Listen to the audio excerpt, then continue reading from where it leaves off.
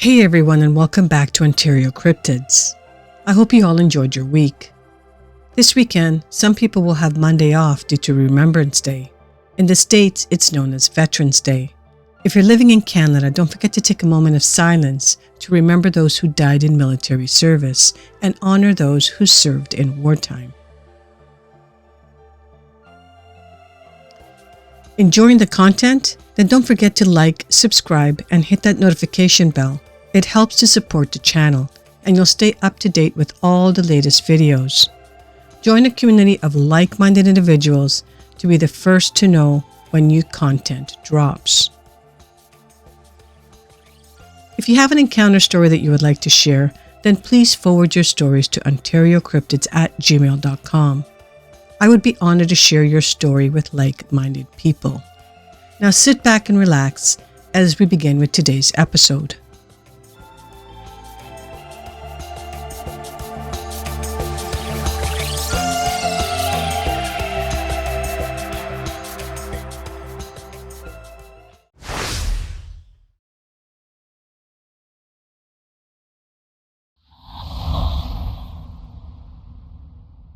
This first one takes place October of 2023.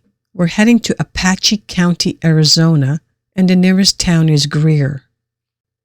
Around this time last year, my family made a trip out to eastern Arizona to rent a cabin and soak in the fall vibes. Surprising to some, Arizona has some pretty dazzling leaf peeping if you know where to look. We sat on a hike along the Black River to get some fresh air. Lots of fresh air. It was a super windy day that day, and I didn't think to bring a coat, so I wrapped myself up in my niece's blanket. She was 4 and the other child was 2, so the hike only lasted about 2 hours, one in and one out. On the way out, I started to feel like someone was running up to me and leering over my shoulder. At some point, I thought I could hear the faint sound of footsteps behind me, but every time I turned around to look, the others were too far behind. My sister caught up to me at one point, and she could tell I was a little rattled. Since we had the kids with us and still a bit of walking to get back, I was trying not to raise alarm. But I've had this sense since we were kids, so she knows the look I get when I feel something she can't. After a little prodding, I told her what I had been feeling. As I spoke, we suddenly heard the shrill crescendo of chimes being struck by the wind. My sister jumped and clung to my arm as we spotted the chimes in a nearby tree. They were colorful bar chimes that to me appeared to be shaped like feathers. They were unlike any chimes I'd seen before. And I definitely didn't see them when I hiked through that same spot on the way in. Considering how windy that day was, we definitely would have heard them.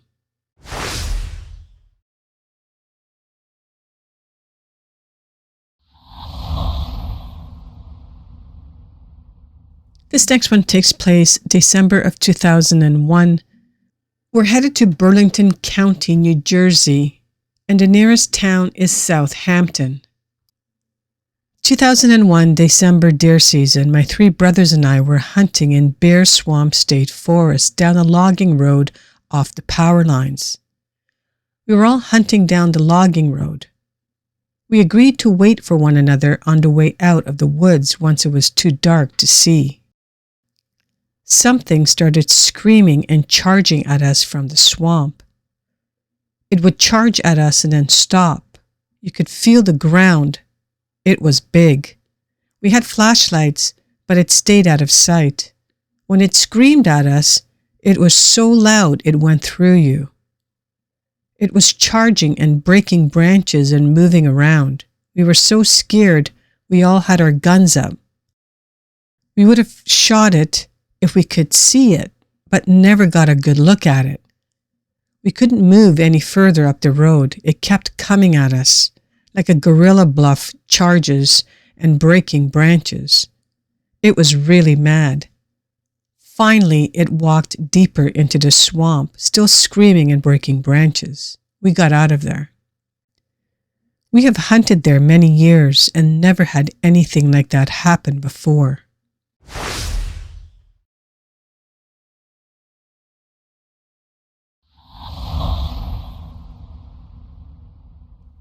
This next one takes place on October 26th of 2015.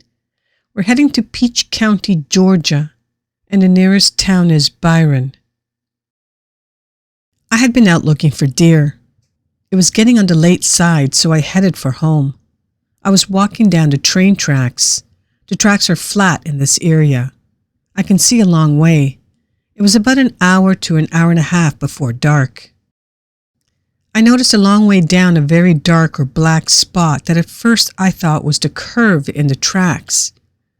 Then I realized that it was not a curve because it was too far right, so I kept my eyes on it as I was walking.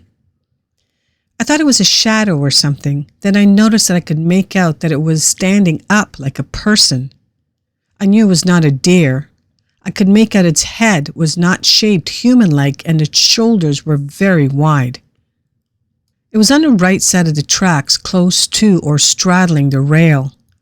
This thing then moved so fast. The banks on both sides in this area are very steep and high. It moved from my right side across the tracks to the left side, then up in 3 steps. I could see the legs moving. This thing was leaning forward as it moved. The head was out front, almost like it was falling, only it was not falling, but moving very fast. No person could have covered that much ground as fast. The width of the track bed and gravel there are pretty wide. This thing covered about 35 to 40 feet in 3 running steps. It wasn't a deer, it was not a bear, and it was not a man. I have spent every day in these woods and have for years. This has really upset me.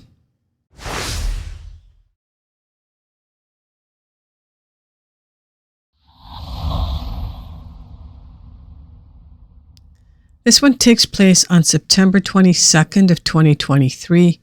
We're heading to Twiggs County, Georgia, and the nearest town is Jeffersonville. I ride UTVs regularly near GA DNR property on Westlake Road in Twiggs County, Georgia. Early evening on September 22nd of 2023, my wife and I rode to the makeshift boat ramp area along the Okmulgee River. Best guess approximately 4 miles from the nearest paved road. We parked the UTVs and walked around near the banks like we normally do. I thought I stepped in feces based on the unbelievably bad smell that came suddenly out of nowhere. Imagine a trash truck rolling around in dog dew. I checked my shoes, the tires of my UTV, and even asked my wife to rinse her shoes off in the water so none of the whatever it was made it into my UTV. She and I both went to the water's edge to rinse our shoes.